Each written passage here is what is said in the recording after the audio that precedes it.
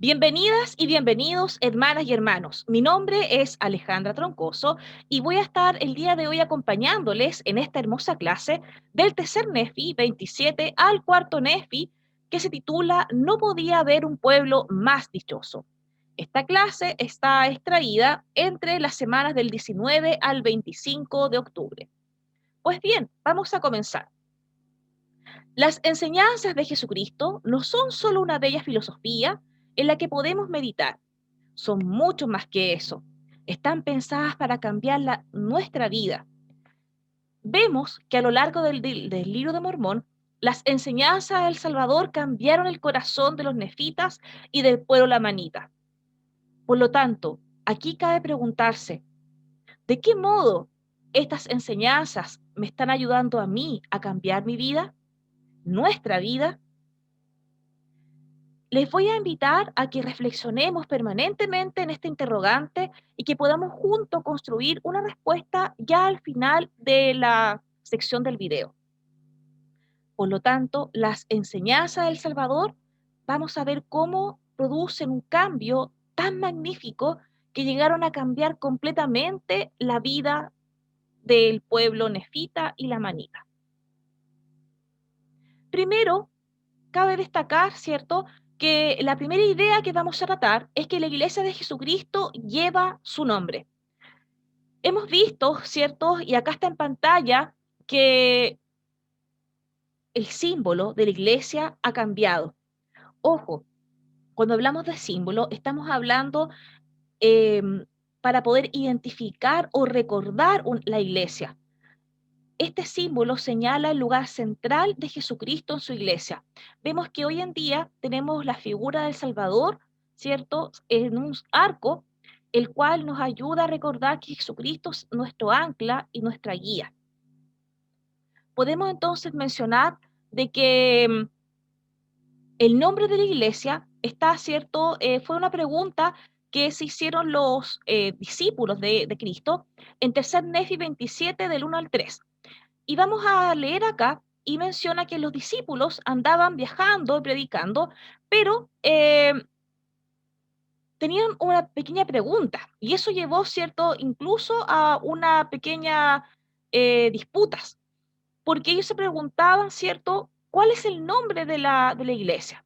¿Ya? ¿Cuál es el nombre de la organización? Por lo tanto, Jesucristo, del tercer Nefi 27, del 4 al 12, les respondió y les dijo lo siguiente. Acá vemos del 5 al 9 específicamente puntos esenciales. En el 5, Jesucristo mencionó que debéis tomar sobre vosotros el nombre de Cristo.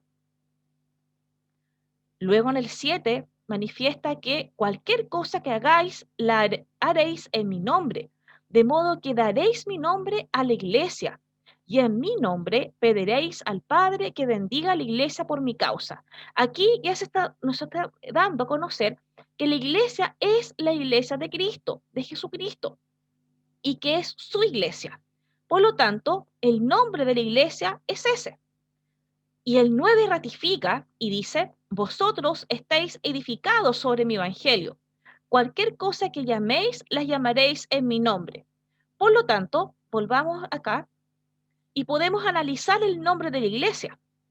La iglesia de Jesucristo, y ahí está la clave, el centro, el eje, Jesucristo. Vamos a hacer un pequeño análisis, hermano, en cuanto acá. La es un artículo definido, determinado, ¿cierto? Y este artículo acompaña al sustantivo iglesia. Por lo tanto, está determinando la iglesia. La iglesia es un sustantivo y si lo buscamos en el diccionario, iglesia quiere decir organización. Por lo tanto, estamos acá viendo que la iglesia está determinando a la organización, a cómo se estructura. De es un pronombre que indica posesión, indica la razón, la causa, de quién es. Y en este caso, esta iglesia es de Jesucristo. Ahí está bien claro y ratificado. Pero se agrega algo, ¿cierto? Y esto de los santos de los últimos días fue gracias a una revelación en Doctrina y Convenios 115.4 y señala lo siguiente, el Salvador, ¿cierto? En la revelación que se dio en 1838 sobre la edificación de la iglesia. Porque así se llamará mi iglesia en los postreros días, a saber, la iglesia de Jesucristo de los santos de los últimos días. Si hacemos un pequeño análisis, de los últimos días de los santos indica que los seguidores de Cristo somos santos, porque le seguimos a Cristo, las enseñanzas de Jesucristo. Y de los últimos días, porque actualmente estamos ya en un periodo de tiempo en el cual estamos en los últimos días. Por esto, este es el nombre muy especial de nuestra organización. Y es importante que este logo, ¿cierto? Este símbolo está traducido en más de 100 idiomas. Por lo tanto, la Iglesia de Jesucristo es mundial. Está escrita en todos los idiomas, en más de 100 idiomas. Y esto lleva a que la Iglesia mundialmente sea reconocida. El presidente Nelson, en la conferencia del 4 de abril de este año, mencionó lo siguiente: que si los miembros de la iglesia hacían lo mejor posible por restaurar el nombre correcto de la iglesia, el Señor derramaría su poder y las bendiciones sobre la cabeza de los santos de los últimos días, de forma que jamás hemos visto. Y recalcó que esta promesa se va a renovar. Por lo tanto, se nos está haciendo una alusión muy importante a que utilicemos el nombre de la iglesia y que es la iglesia de Jesucristo. Nosotros no somos mormones, ni sud, ni ni otras formas de poder designarnos, sino que pertenecemos a la iglesia de Cristo. ¿Ya? Esto también fue dado a conocer en el 2018 también, en que el presidente Nelson emitió la declaración en que pedía que se cesara de los apodos y abreviaciones e uso incorrecto del nombre de la iglesia. Por lo tanto, nuestro nombre de la iglesia tiene que ser, ¿cierto? La iglesia de Jesucristo de los santos de los últimos días. Ese es nuestro nombre, porque el nombre viene de la revelación de Jesucristo. Y acá cabe destacar que nuestro nombre, cada uno de nuestro nombre, ¿cierto? Es nuestra identidad. Por lo tanto, nosotros reflejamos nuestra identidad al mundo a través de la utilización del correcto nombre de la iglesia. Nos identifica y nos da una identidad propia. Aquí vamos a pasar ahora al segundo punto de la lección, y es que a medida que purifico mis deseos, llego a ser un discípulo fiel.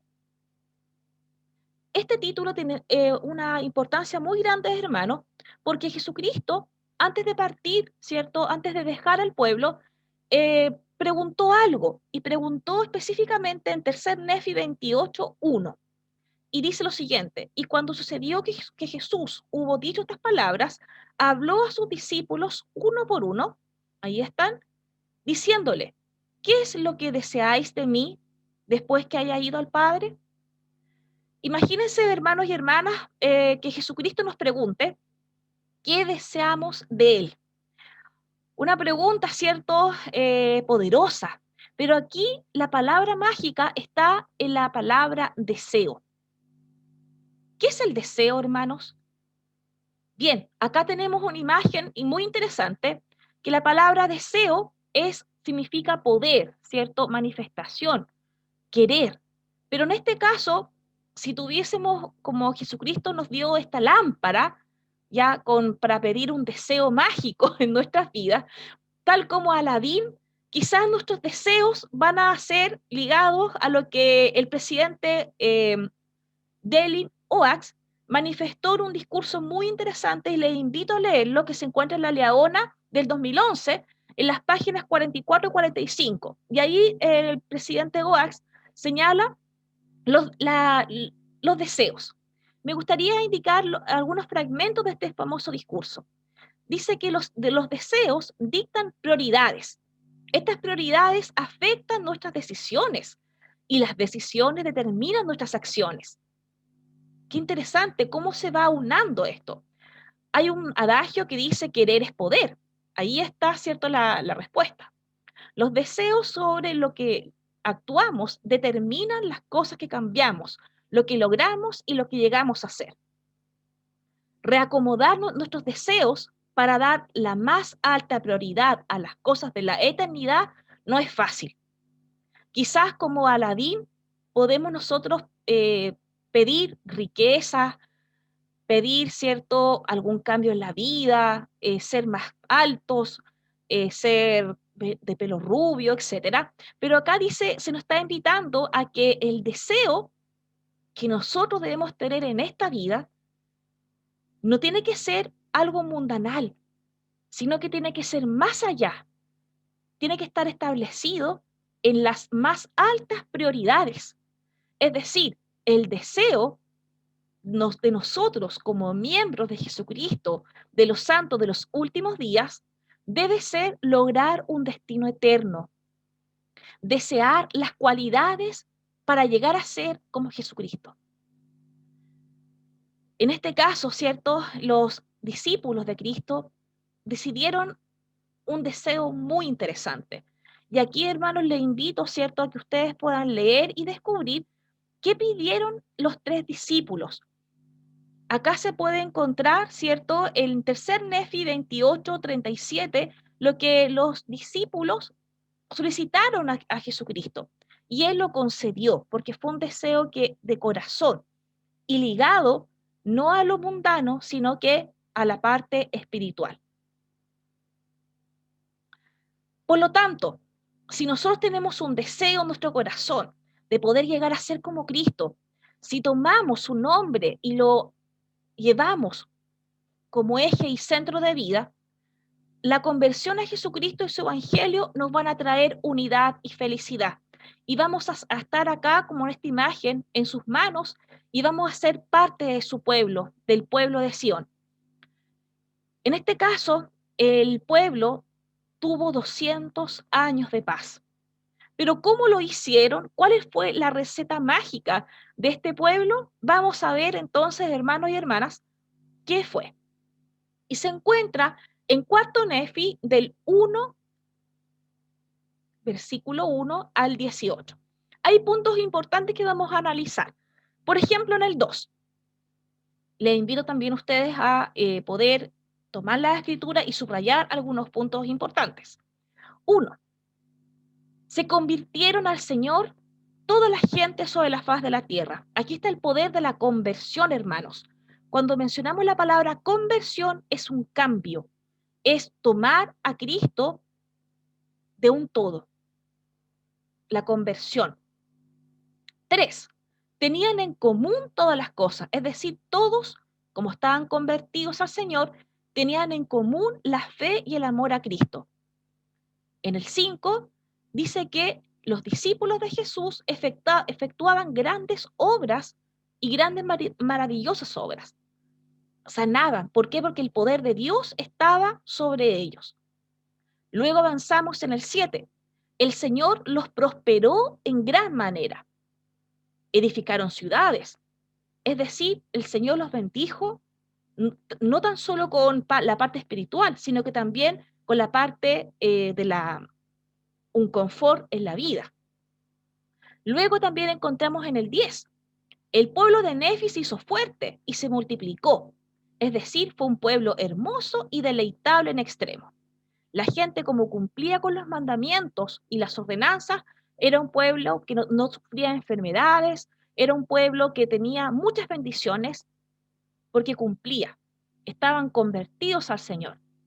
Vemos en el 12, en el 10, y se casaban y se daban en matrimonio. Aquí hacían cumplir las leyes del Señor, eh, teniendo relaciones, ¿cierto? En las cuales la familia era el centro. Los padres e hijos, ¿cierto? Y el matrimonio era el centro y podían cultivar el Evangelio del Señor.